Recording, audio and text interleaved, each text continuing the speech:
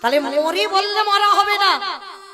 এই জগৎ সংসারে বাবা শাস্ত্র বিধান দিচ্ছে, কেউ খেয়ে মরে, কেউ খাইয়ে মরে, কেউ নিয়ে মরে, কেউ দিয়ে মরে, কেউ শুনে মরে, কেউ বলে মরে, কেউ দেখে মরে, কেউ ভালোবেসে মরে। এটা শাস্ত্রের বাইরের কথা নয় বাবা, সব শাস্ত্রের ভিতরে আছে। কারণ জানা যদি থাকে বাবা আপনি একটু বলতে পারবেন, কেমন? আমি বলবো। আচ্ছা বলেন তো, খেয়ে মরেছিল কে? কারণ জানা থাকলে বলতে পারবে। বকাসুর। বাহ, খেয়ে মরেছিল বকাসুর, মানে কীর্তন শুনে বকাসুর খেয়ে মরেছিল। কৃষ্ণ গোষ্ঠে গেল আর এমন করে কৃষ্ণকে গিলে খেতে গেল বাবা, বকাসুর হয়ে হরিবল হয়ে গেল। আর দ্বিতীয়টা সবাই বলতে পারবে, খাইয়ে মরেছিল কে? স্তনে বিষ মাখালো, 6 দিনের ছেলে কৃষ্ণ এমন করে টান দিল, পুতনা হরিবল হলো। তাহলে খেয়ে মরলো, খাইয়ে মরলো, নিয়ে মরেছিল কে? আমি অপশন দেব, আপনারা খুঁজে বের করবেন। রামায়ণ। রাবণ। বাহ, রাবণ নিয়ে মরেছিল। রাবণ কি নিয়েছিল?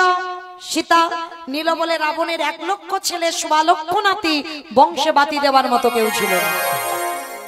তাহলে খেয়ে মরলো, খাইয়ে মরলো, নিয়ে মরলো, দিয়ে মরেছিল কে? অপশন মহাভারত। দাতাকর্ণ। বাহ, দাতাকর্ণ কি দিয়েছিল? কবচ না, পুত্র নয়, কবচ কুণ্ডল। পুত্র দিয়ে মরেনি, কবচ কুণ্ডল দিল বলে কর্ণ বধ হলো। আজ কবচ কুণ্ডল যদি না দিত, কর্ণ কোনোদিনই বধ হতো না।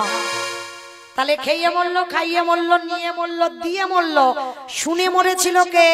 অপশন মহাভারত। একটু ভাবো, পেয়ে যাবে। শুনে মরেছিল। কি বললো? অশ্বত্থামা হতবানি, ইহাই আমি সত্য জানি, ইতি গজ পড়ে গেল রানে। গজ পড়ে গেল।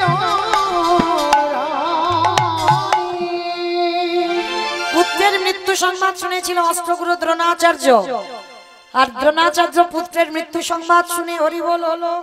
তাহলে খেয়ে মরেছিল, খাইয়ে মরলো, নিয়ে মরলো, দিয়ে মরলো, শুনে মরলো, বলে মরেছিল কে?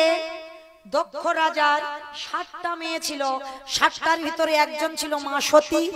দক্ষ যজ্ঞ হলো, সব জামাইকে বললো, কিন্তু আমার বাবা শিবকে বলেনি।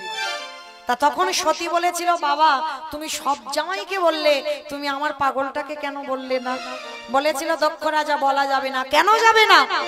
বলে তোর স্বামীকে যদি বলি ও ভূত প্রেত নিয়ে আসবে, ওই জন্য আমার যজ্ঞ যাতে ভণ্ড হয়ে যায়, ওই জন্য তোর স্বামীকে বলা গেল না। সতী বলেছিল, প্রতিনিন্দা কানে যখন শুনলাম, এই মুহূর্তে আমি আমার দেহ ত্যাগ করব। কথাটা বলেই সতী দেহ ত্যাগ করে দিল। তাহলে খেয়ে মরলো, খাইয়ে মরলো, নিয়ে মরলো, দিয়ে মরলো, শুনে মরলো, বলে মরলো, দেখে মরেছিল কে? হিরণ্যকশিপু। প্রহ্লাদ 5 বছরের ছেলে, প্রহ্লাদকে বলেছিল, প্রহ্লাদ তোর হরি কোথায় থাকে? বলে কেন বাবা, যেদিকে তাকাবো সেদিকে আমার হরি। বলে এই ফটিক স্তম্ভে তোর হরি আছে? বলে হ্যাঁ আছে। ভগবান কতটা ভক্তকে ভালোবাসে দেখেন, রড বালি সিমেন্টের ভিতরে প্রবেশ করেছিল ভগবান শুধু প্রহ্লাদের জন্য। আর যখনই আঘাত করলো, ফটিক স্তম্ভ থেকে বাইর হলো, দেহটা মানুষ, মুখটা পশু। কোন ঠাকুর? গণেশ ঠাকুর নাকি নরসিংহ? বাবা নৃসিংহদেব। কারণ এই নৃসিংহ রূপটা ধরেছিল বাবা শুধুমাত্র হিরণ্যকশিপুরকে মারবার জন্য। কেন? ওই ব্রহ্মা একটা বর দিয়ে রেখেছিল হিরণ্যকশিপুরকে, পুরুষে নয়, নারী নয়, পশুতে কোনোদিন মারতে পারবে না। দিনে মারতে পারবে না, রাতে মারতে পারবে না, মাসে মারতে পারবে না, বারে মারতে পারবে না, জলে মারতে পারবে না, অন্তরিক্ষে মারতে পারবে না, স্থলে মারতে পারবে না। তা মূর্খ হিরণ্যকশিপুর ভেবেছিল বাবা তাহলে আমাকে কেউ মারতে পারবে না। কিন্তু ভগবান তো বোকা নয়, একটা জায়গায় ফাঁকা সব রেখে দিয়েছে। দেখেন দেহটা মানুষ, মুখটা পশু, মানে নারী তো নয়, আর পশুও নয়, আর পুরুষও নয়, ওই রূপটা ধরে মেরেছিল। আবার বলছে জলে নয়, স্থলে নয়, অন্তরিক্ষে নয়, মেরেছিল কোথায় জানো? দেশে। ভগবান উরু দেশে মেরেছিল। আবার বলছে দিনে নয়, রাতে নয়, দিন রাতের মাঝখানে মেরেছিল। কখন? গধূলি বেলা। গধূলি বেলা হিরণ্যকশিপুর বধ হলো। তাহলে আর একটা বাকি আছে, মাসে মারেনি বারে মারেনি। কোন মাসকে মাস বলে না, কোন বারকে বার বলে না? বলো বলো বলো। এই জন্য কীর্তন শুনতে হয়, মানে ছোট মানুষের কাছেও জানা যায়। বৃহস্পতিবার, একজন বলছে বৃহস্পতিবার। তবে মায়েরা যারা যারা শুনে যাচ্ছ বলবে না কাউর কাছে, কেমন? কিন্তু উপায় নেই, এই যে ইউটিউব করছে ওরাই তো বলে দেবে। হরি বল। কারণ সব তো আর বলা যায় না, তবু এরা তুলছে, এদের ভাগ্য ভালো, বলতেই হবে। বলে যখন ফেলেছি, যেটা হচ্ছে পুরুষোত্তম মাস, চলতি কথায় বলছে মল মাস। এই মল মাসটাকে, এই মৌমিতা বলছে না মহাজনগতস্য পন্থা, মহাজনেরা বলছে মল মাসটাকে মাস বলে না, মল মাসে যে কটা বার পড়বে 12 ধরবে। ওই জন্য হিরণ্যকশিপুরকে আশীর্বাদ দিয়েছিল মাসে মারবে না, বারে মারবে না। আর হিরণ্যকশিপুর বধ হয়েছিল মল মাসে।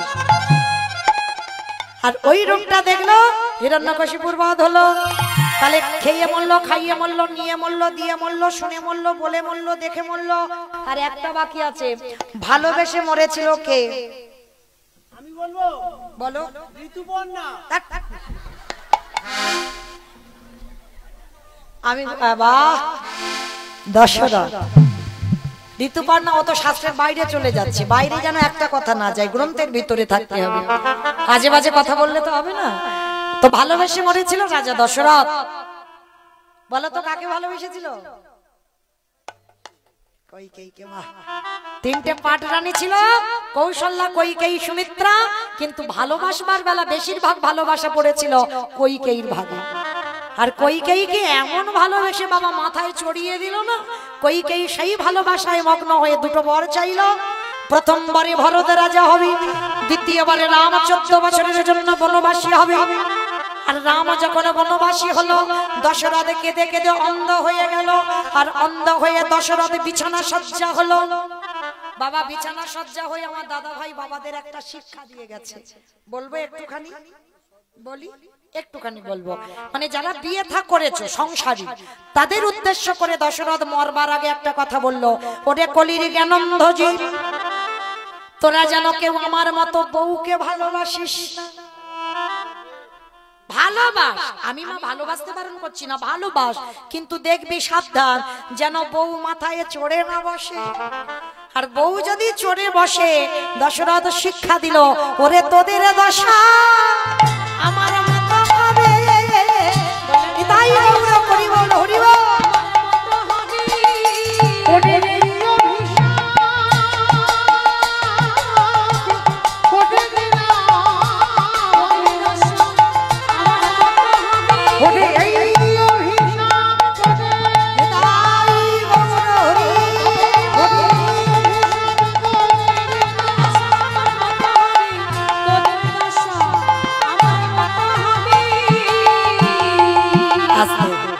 তাহলে জগৎ সংসারে বাবা লক্ষ্য করে দেখেন, এই দশরথ এমন ভালোবাসলো, তাতে পুত্র শোকে অন্ধ হয়ে প্রাণ চলে গেল।